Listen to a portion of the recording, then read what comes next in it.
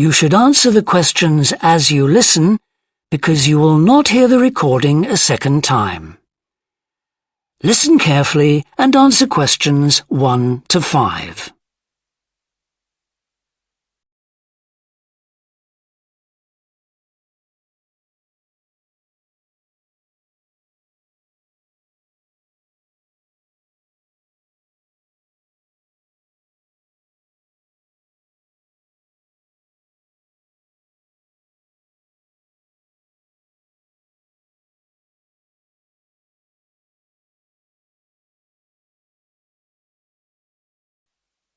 Excuse me? Yes? I wonder if you could spare a few minutes to do a survey on transport. It won't take long. No, that's fine. Oh, lovely. The survey is on behalf of the local council. They'd like to know about what transport you use and any suggestions for improvement. Can I start by asking you how you travelled to town today? Sure, I came on the bus. Great. Now, can I get a few details about yourself? OK. What's your name? It's Louisa. Yes? Hardy. Can you spell that, please? Yes, it's Hardie. Great, thanks. And can I have your address? It's 19 Whitestone Road. Oh, right, I know that area. It's Bradfield, isn't it? That's right. Is the postcode GT7? It's actually GT8 2LC. Great. And could I ask what your job is? Are you a student?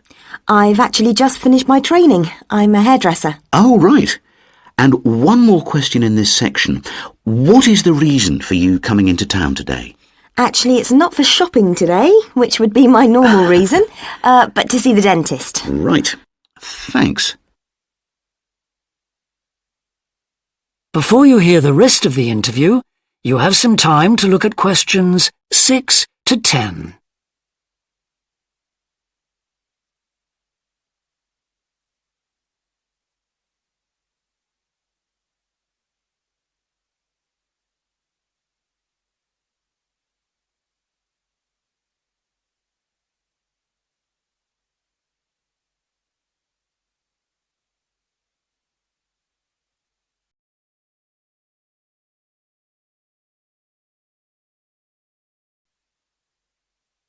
Now listen and answer questions 6 to 10.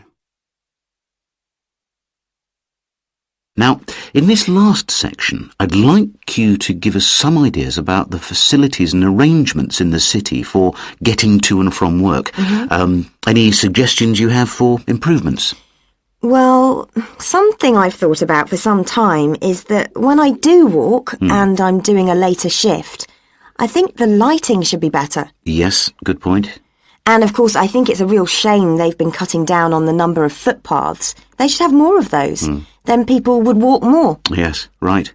And I don't think there are enough trains. That's why I don't use them. You have to wait so long. Thanks. And finally, I'd like to ask your opinion on cycling. As you may know, there's a drive in the city to get more people to cycle to work. Right.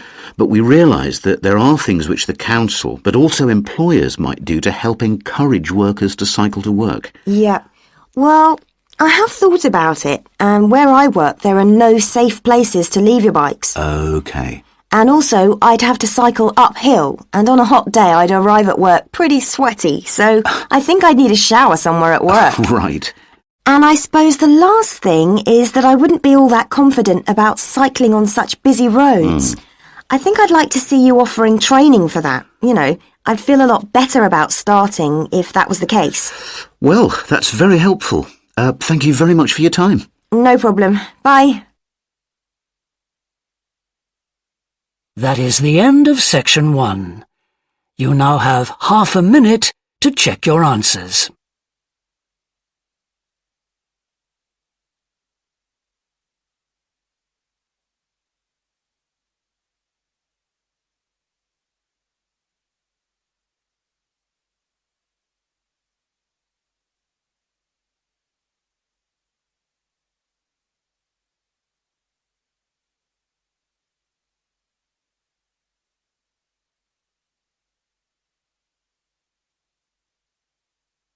Now turn to section 2. Section 2.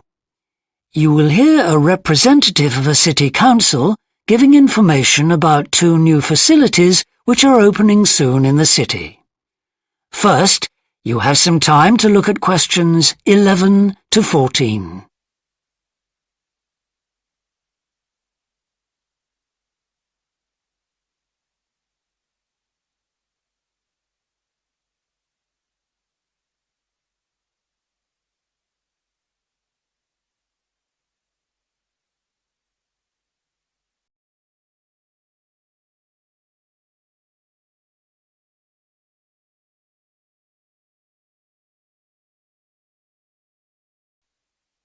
Now listen carefully and answer questions 11 to 14. Good morning. I'm very pleased to have this opportunity to say a little about 2 exciting new developments in the city: the Brackenside open-air swimming pool and the Children's Adventure Playground in Central Park. As many of you may know, the idea for these initiatives came from you, the public, in the extensive consultation exercise which the City Council conducted last year, and they have been realised using money from the SWRDC, the South West Regional Development Commission. First of all, Brackenside Pool. As many of the older members of the audience will remember, there used to be a wonderful open-air pool on the seafront 30 years ago, but it had to close when it was judged to be unsafe. For the design of this new heated pool, we were very happy to secure the talents of internationally renowned architect Ellen Wendon, who has managed to combine a charming 1930s design, which fits in so well with many of the other buildings in the area, with up-to-the-minute features such as a recycling system, the only one of its kind in the world, which enables seawater to be used in the pool. Now, there's been quite a bit of discussion in the local press about whether there would be enough room for the number of visitors we're hoping to attract, but the design is deceptive, and there have been rigorous checks about capacity. Also, just in case you were wondering, we're on schedule for a June the 15th opening date, and well within budget, a testimony to the excellent work of local contractors Hickman's. We hope that as many people as possible will be there on June the 15th. We have engaged award-winning actress Coral White to declare the pool open, and there'll be drinks and snacks available at the poolside. There'll also be a competition for the public to decide on the sculpture we plan to have at the entrance. You will decide which famous historical figure from the city we should have. Before you hear the rest of the talk, you have some time to look at questions 15 to 20.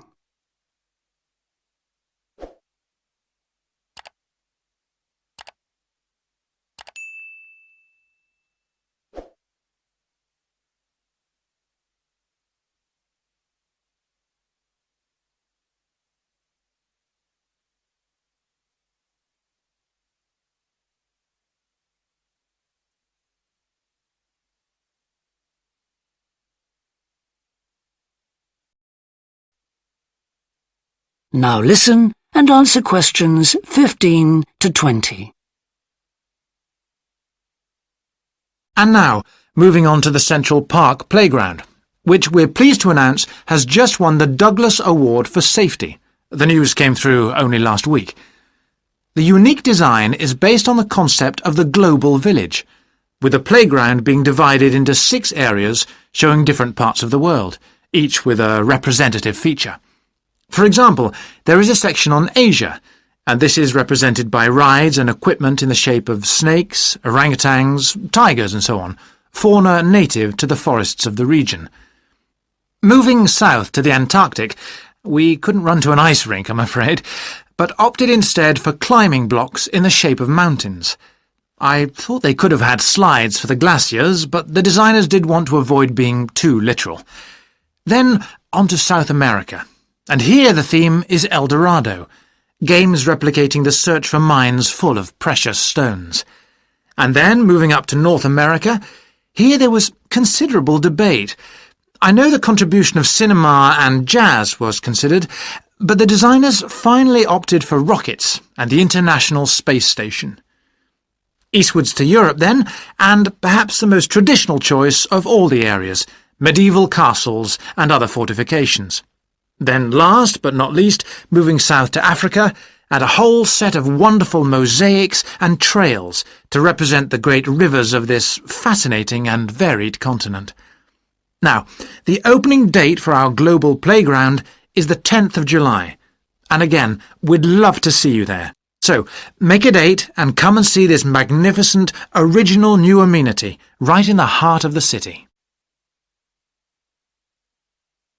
That is the end of Section 2.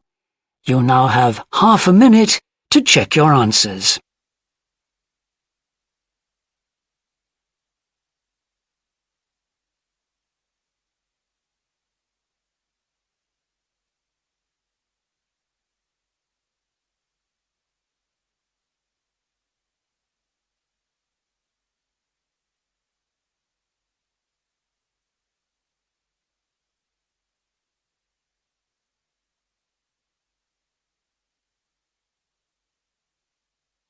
Now turn to Section 3.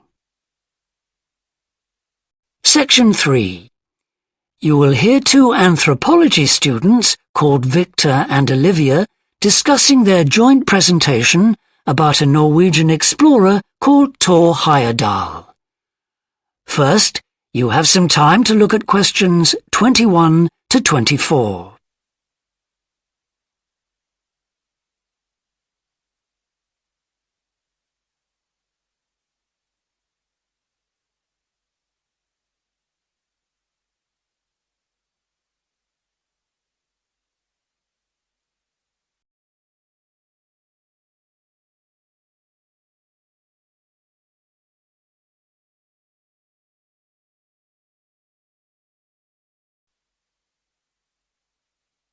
Now listen carefully and answer questions 21 to 24. Right, well, for our presentation, shall I start with the early life of Thor Heyerdahl? Sure. Why don't you begin with describing the type of boy he was, especially his passion for collecting things? That's right. He had his own little museum. And I think it's unusual for children to develop their own values and not join in their parents' hobbies. I'm thinking of how Heyerdahl wouldn't go hunting with his dad, for example. Yeah, he preferred to learn about nature by listening to his mother read to him. And quite early on, he knew he wanted to become an explorer when he grew up. That came from his camping trips he went on in Norway, I think. No, it was climbing that he spent his time on as a young man. Oh, right. After university, he married a classmate, and together they decided to experience living on a small island to find out how harsh weather conditions shaped people's lifestyles. As part of their preparation, before they left home, they learnt basic survival skills, like building a shelter. I guess they needed that knowledge in order to live wild in a remote location with few inhabitants, cut off by the sea, which is what they were aiming to do. An important part of your talk should be the radical theory Heyerdahl formed from examining mysterious ancient carvings that he happened to find on the island. I think you should finish with that. Okay. Before you hear the rest of the discussion, you have some time to look at questions 25 to 30.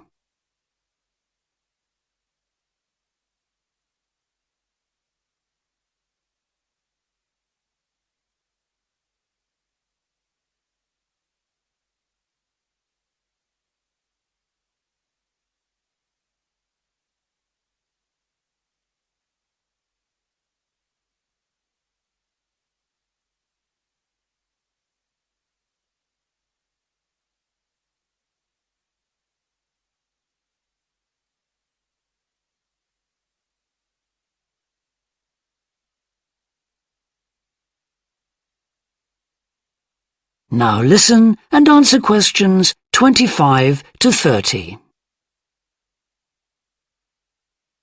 All right, Victor, so after your part, I'll talk about Thor Heyerdahl's adult life, continuing from the theory he had about Polynesian migration.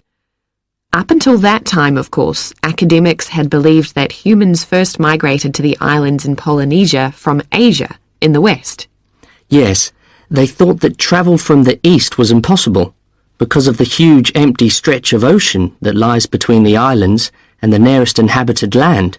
Yes, but Heyerdahl spent ages studying the cloud movements, ocean currents, and wind patterns to find if it was actually possible. And another argument was that there was no tradition of large shipbuilding in the communities lying to the east of Polynesia. But Heyerdahl knew they made lots of coastal voyages in locally built canoes. Yes, or sailing on rafts, as was shown by the long voyage that Heyerdahl did next. It was an incredibly risky journey to undertake. Sometimes I wonder if he did that trip for private reasons, you know, to show others that he could have spectacular adventures. What do you think, Olivia? Well, I think it was more a matter of simply trying out his idea, to see if migration from the east was possible. Yes, that's probably it. And the poor guy suffered a bit at that time because the war forced him to stop his work for some years. Yes, when he got started again and planned his epic voyage, do you think it was important to him that he achieve it before anyone else did? I haven't read anywhere that that was his motivation. The most important factor seems to have been that he used only ancient techniques and local materials to build his raft. Yes. I wonder how fast it went. Well, it took them 97 days from South America to the Pacific Islands. And after that, Heyerdahl went to Easter Island, didn't he? We should mention the purpose of that trip. I think he sailed there in a boat made out of reeds. No, that was later on in Egypt, Olivia. Oh, yes, that's right. But what he wanted to do was talk to the local people about their old stone carvings and then make one himself to learn more about the process. I see. Well, what a great life. Even though many of his theories have been disproven, he certainly left a lasting impression on many disciplines, didn't he? To my mind, he was the first person to establish what modern academics call practical archaeology. I mean that they try to recreate something from the past today, like he did with his raft trip. It's unfortunate that his ideas about where Polynesians originated from have been completely discredited. Yes. Right, well, I'll prepare a PowerPoint slide at the end that acknowledges our sources. I mainly used The Life and Work of Tor Heyerdahl by William Oliver. I thought the research methods he used were very sound, although I must say I found the overall tone somewhat old-fashioned. I think they need to do a new, revised edition. Yeah, I agree. What about the subject matter? I found it really challenging. Well, it's a complex issue. I thought the book had lots of good points. What did you think of the illustration? That is the end of section 3. You now have half a minute to check your answers.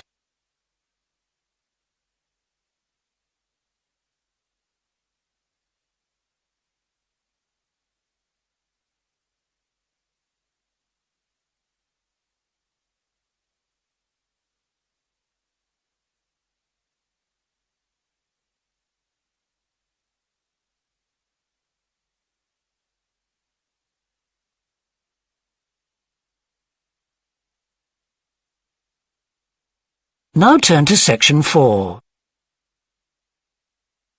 Section 4. You will hear a business student predicting how management might change in the next few years. First, you have some time to look at questions 31 to 40.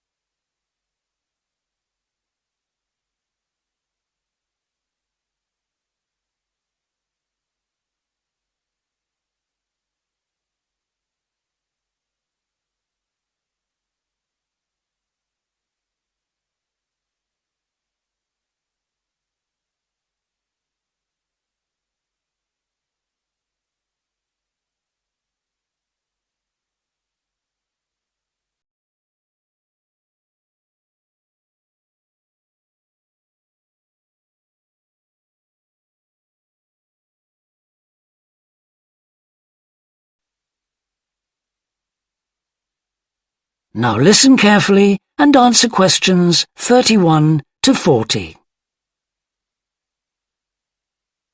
Well, I've been talking to managers in a number of businesses and reading surveys about the future of management.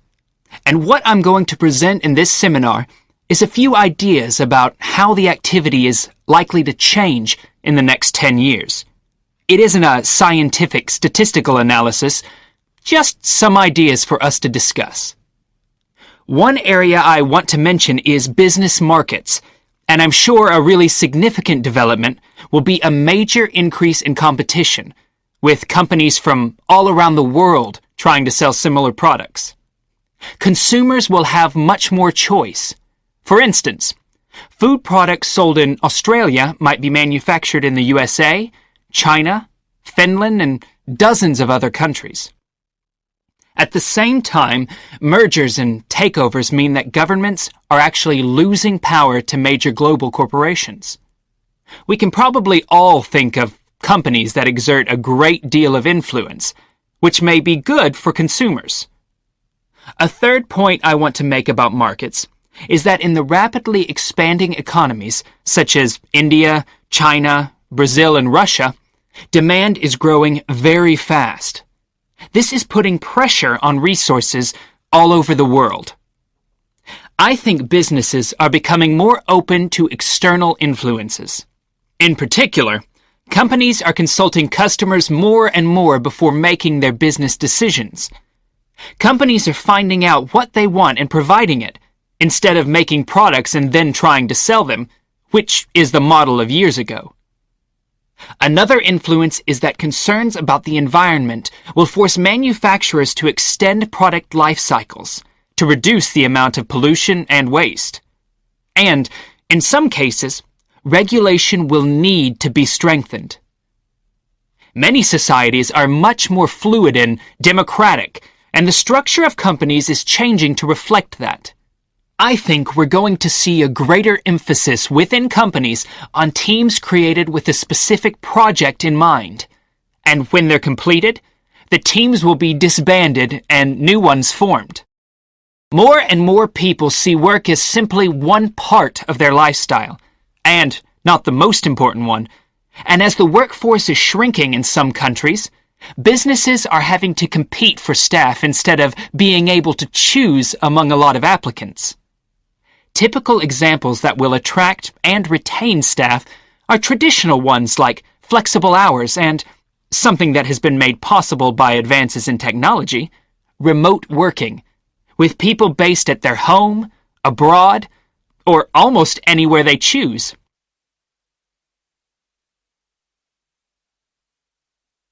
Management styles will almost certainly continue to change. Senior managers will require a lot more than the efficiency that they've always needed. Above all, they'll need great skills in leadership so that their organization can initiate and respond to change in a fast-moving world where they face lots of competing requirements and potential conflicts. In most of the world, the senior managers of large businesses are mainly men in their 50s and 60s. The predominant style of management will almost certainly become more consultative and collaborative, caused, above all, by more women moving into senior management positions. Many of the changes are influenced by developments in the wider economy. The traditional emphasis of business was manufacturing, and of course the service sector is very important. But we shouldn't overlook the growing financial contribution of IP, that is, intellectual property. Some books and films generate enormous sums from the sale of related DVDs, music, games, clothes, and so on. Another point I'd like to make is that although I've been talking about companies, one trend that they have to face is the move away from people working for the same employer for years. Instead, more and more people are becoming self-employed to gain the freedom and control over their lives that they're unlikely to get from being employed. Okay, well, that's all I want to say, so let's open it up for discussion. That is the end of section 4. You now have half a minute